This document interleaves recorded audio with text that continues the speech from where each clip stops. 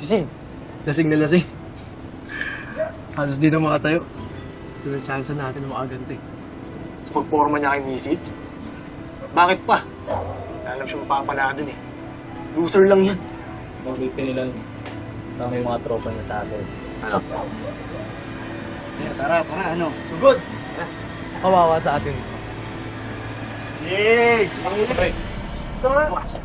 Ha? Eh, bino! Yo!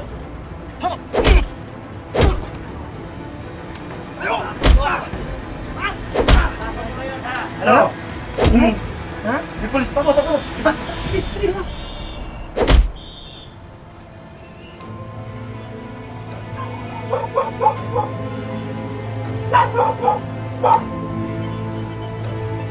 Siko kailangan.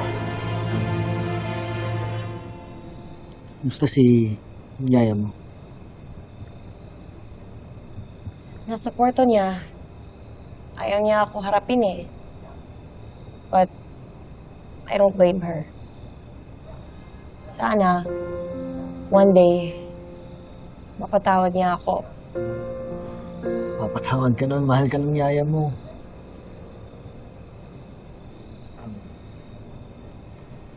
Mauna na siguro ako. Tumila na yung ulan eh. Wait. Hindi mo pa sinasabi kung ba't ka pumunta dito.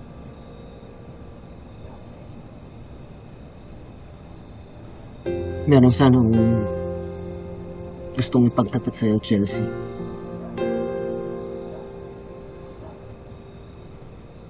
Kasama ako sa mga nanloob sa bahay niyo dito dati.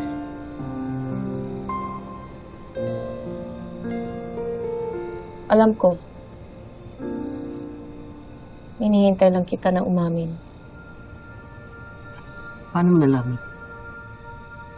Wala akong gagawin masama sa'yo. Hindi kita sasaktan. Sa mata mo. At yung amoy mo. Nalisigo naman ako. I don't mean yung amoy ng katawan mo. Yung amoy ng pagkatao mo. May ganun kasi akong instinct eh. Parang naamoy ko kung good or bad ang isang tao. Mana pala sa itong aso mo eh.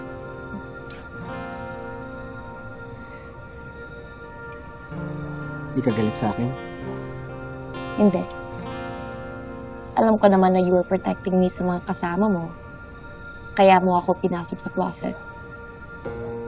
And weeks after that, nabalita yung issue sa juvie ng mga taga-Boys Town daw ang mga nagnanakaw dito at may guard na pumipilit sa kanila. Edi sinabi sa'yo ng polis yung pangalan ko. No. They protected your identity. Pero nung nalaman ko from Jules na galing ka sa Boys Town, tapos kilala ka pa ni Bella, and of course, your eyes, I realized that you were the one protecting me that night.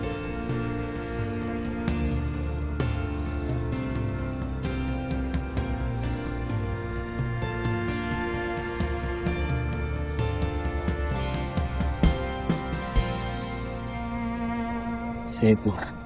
Oh my God, my bracelet! I always wear this, but I was wearing this that night. Paano napunta sa'yo? Hindi ko ninakaw yan, ha?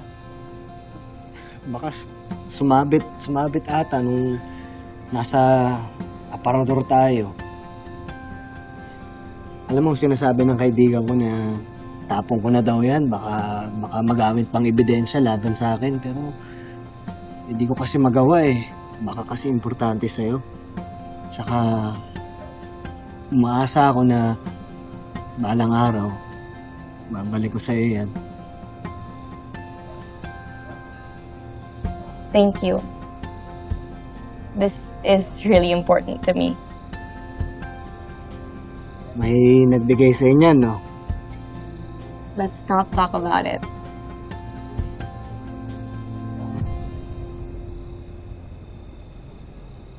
Ang importante,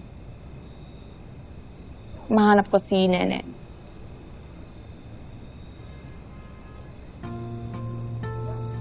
ka mag-alala.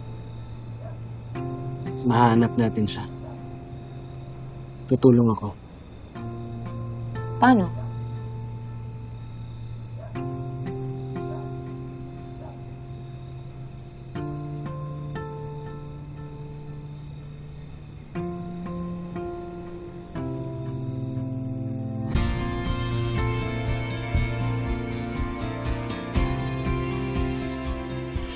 Ano, Sig? May masakit ba sa'yo? Ha? Pasalamat ka at sinundan ka ni Mutya. Kung hindi, baka hindi tumigil sa paggulpi sa mga asero na yon. Ba't ka ba kasi naglasing, Sig? Sa lahat naman ng tao, ikaw tong alam mo kung anong idudulot ng pinsala sa'yo. Gusto mo bang tumulad sa tatay mo? Anak, ano bang problema? Busy po. Busy. Si Missy, ayaw na nga sa'yo. Masakit, oo, pero mabuti na alam mo na rin na wala na kayo. Kesa naman umasa ka pa pagkatapos aasa ka sa wala. Mahal ko po kasi talaga siya iba eh. Siya lang po ang meron ako nun. Sila po ni tatay. Nakalimutan mo na ba?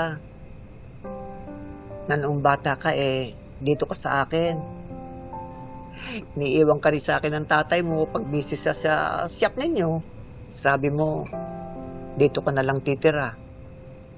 Kasi masarap ang pagkain. Sinasabi niyo po ba Ang sabi ko lang, mas gusto mo rito. Kasi masarap ang pagkain. Naglalaro nga tayo. Sabay kayong naliligo ni Lala at Lulu. Oh. Habang lumalaki ka, dumadalang ng pagpunta mo dito. Kasi pinatutulong ka na nga ng tatay mo sa shop ninyo. At isa yon sa pinagsisihan ko. Sana kinausap ko si Lando na dito ka na muna sa akin. At hayaan ka munang maging bata. Kung nagpatuloy kang lumaki sa akin, baka hindi mo maramdaman mag-isa kasi. At naibigay ko sa iyong pagmamahal na isang tunay na ina na hindi mo naramdaman sa buhay mo. Patawarin mo ako, anak. Pero sa ngayon, hindi ka na nag-iisa. At hindi lang naman ako. Andiyan si Kidlat, si Tagul, si Kulot, at si Mutya. At andyan ang maestro yanin niyo. Oh.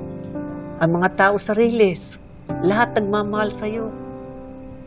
Hindi mo na kailangan kumapit sa mga taong hindi maibibigay ang pangangailangan mo. Andito kami at marami nagmamahal sa'yo.